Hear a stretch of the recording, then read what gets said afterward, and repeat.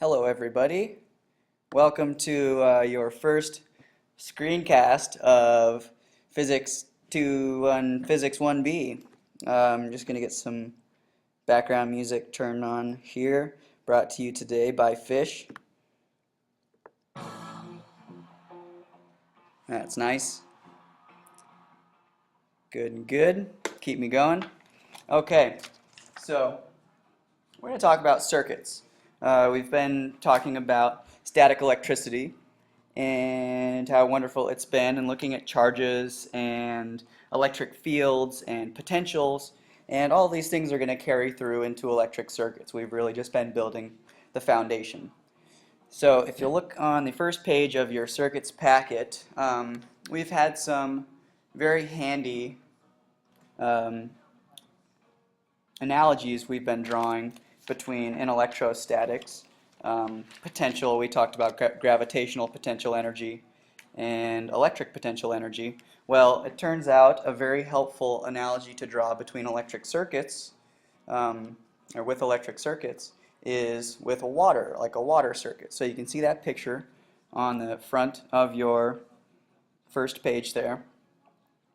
A battery and a light bulb, we use electricity to do something. We use it to power our toasters and our lights and all of this. Well, if we wanted to turn a water turbine, we would need to pump some water up high to turn this turbine, and the water would flow back over. The parallels are really quite striking. So let's go through and see if we can't tease these out a little bit. The first thing we need for a closed circuit, and hopefully you saw this in the lab today, or if you're doing the lab tonight, hopefully you'll see it there, is you need a closed circuit. So if you were able to light the light bulb with the wire and the single battery, you need a closed pathway for the transfer of energy. The circuit has to be complete. Like here with this water pump, if there was a break in the line, the water would not be able to flow, and we wouldn't be able to turn the water wheel by pumping the water up and having it flow over. Another thing we need is a source of energy. In the case of an electrical circuit, like in the picture, would be our battery, something that provides a potential difference. Power sources, you plug your phone into a charger in the wall. The wall provides the power for that circuit, and then the battery in your phone provides the power for your phone when you're on the go. Something that provides a potential difference that gives the device energy to run off. In the case of the water circuit, the pump would be the potential difference. It's giving the water gravitational potential energy by lifting it up high, and then that gravitational potential energy converts into kinetic as it flows back down. In the electrical circuit, the battery provides the potential energy, which then converts into, the currents flow through the circuit. We get light energy out of it. The charges have some kinetic energy as they're moving around the circuit. Of course, then we've talked about it, almost goes without saying, we need a flow of electrons. We call this the current. The current is the flow of electrons through a circuit. We will define it in just a minute, but it's a critical piece. And the last is something that's actually using the energy. You may have seen in the lab that you guys were setting your batteries on fire. That was happening when you didn't have a load, or if the potential was too high. That is to say, the current got too high. There's a reason we have fuse breakers in our homes. If we run too many appliances, the current gets too high, it gets hot, and things can catch on fire. So the other important piece of a circuit is to have a load, something that can use up the energy.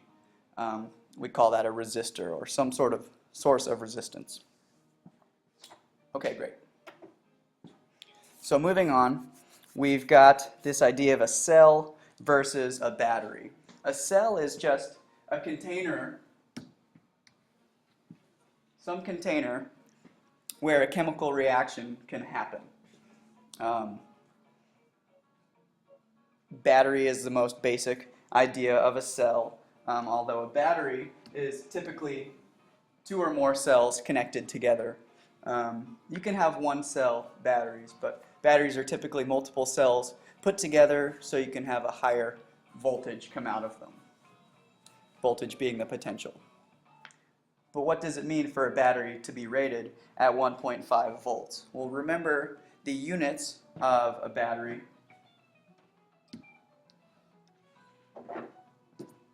Units of voltage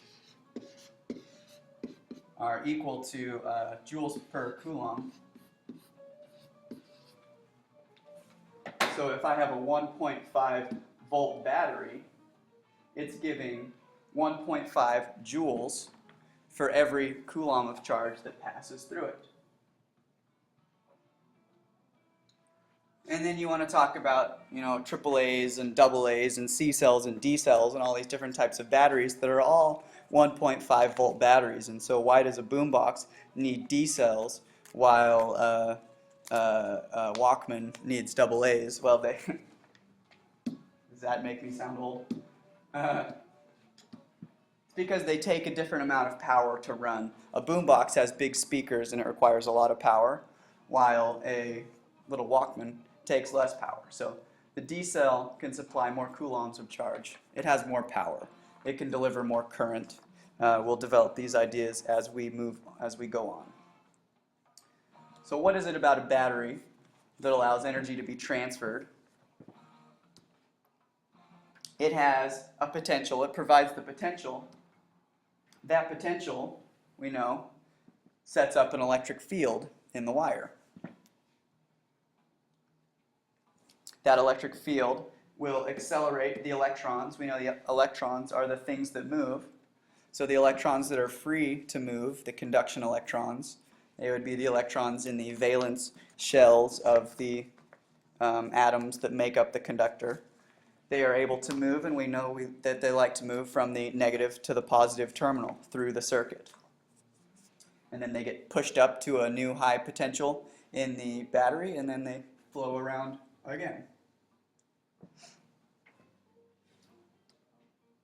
As they're doing so, they collide with what we call the lattice ions in the circuit and transfer energy as they move around. So you can kind of think of it as bumper cars, as electrons bouncing their way through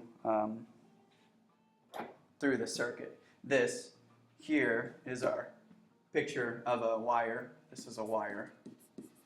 And our electrons kind of bump and jostle their way through the atoms of a wire. And by bump and jostle, what do I mean?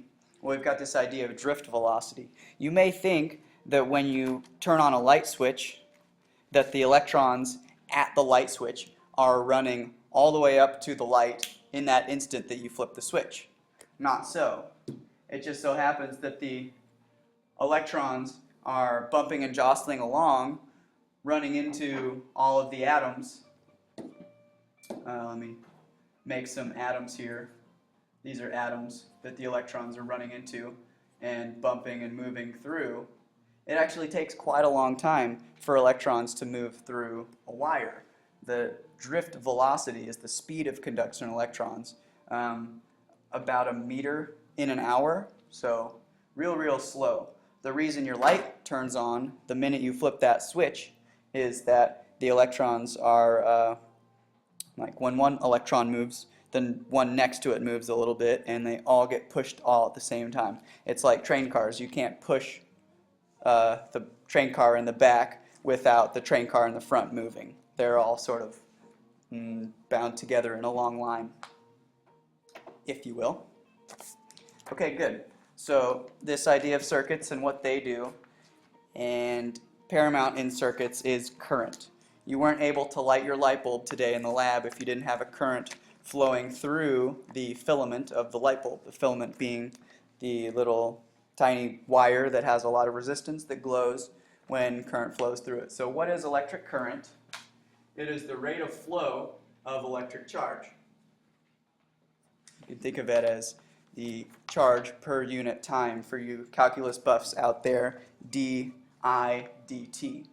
We'll define current as I in a minute here. So we've got direct current and we've got alternating current. There was a historical battle between Thomas Edison and Nikola Tesla back in the day, debating whether alternating current or direct current was the better way to go. And alternating current won out for a number of reasons. We can maybe talk about in class. But so direct current, what do we say is charge only flows in one direction. Flows in one direction.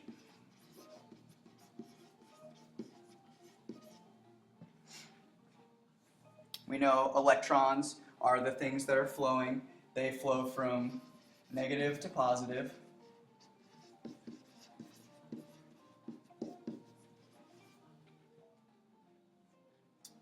And when we talk about conventional current, so this goes back to Benjamin Franklin, and he had this because he was investigating charges, and he didn't know the difference between electrons and protons, and he set the convention for current that current flows from positive to negative, because he didn't know whether it was positive charges or negative charges that were flowing.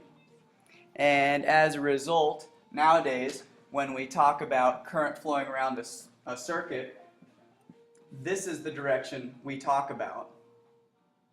So we'll see later when we're doing Kirchhoff's loop rules and things like this that we talk about current heading in this circuit here. I'm going to call it circuit A so I can talk about it. In circuit A, we say that the current flows in a clockwise direction, but we know in reality the electrons are flowing in a counterclockwise direction. Okay. What is our source of DC? Batteries are a source of DC power. Some power supplies can give you DC power. Your phone charger that you plug into the wall converts the wall power, which is AC. It converts it into DC to charge your phone battery. Batteries needs to be charged by a DC current. So DC charge is only flowing in one direction. AC current, the direction of charge is alternating rapidly. So the direction of charge flow alternates rapidly.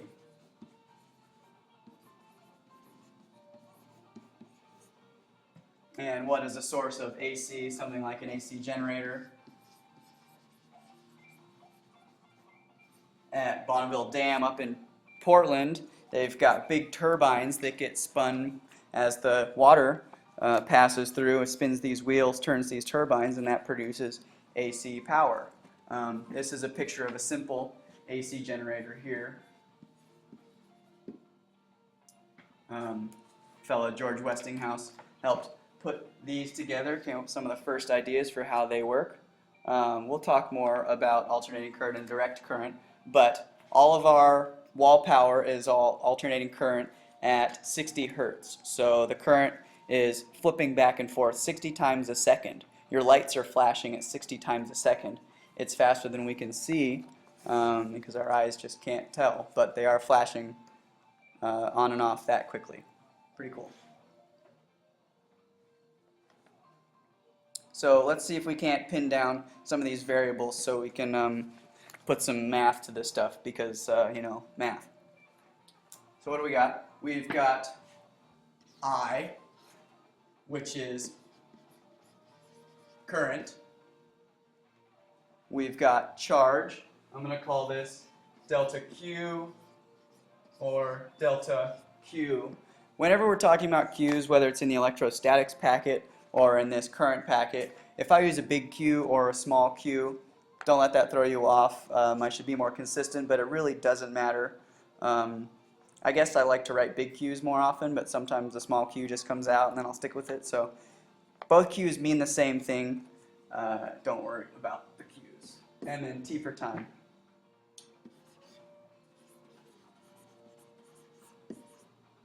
Charge. Q is charge. T is time. What are our units? We know our units of charge. Nothing's changed. They're still coulombs. Time's measured in seconds. But what about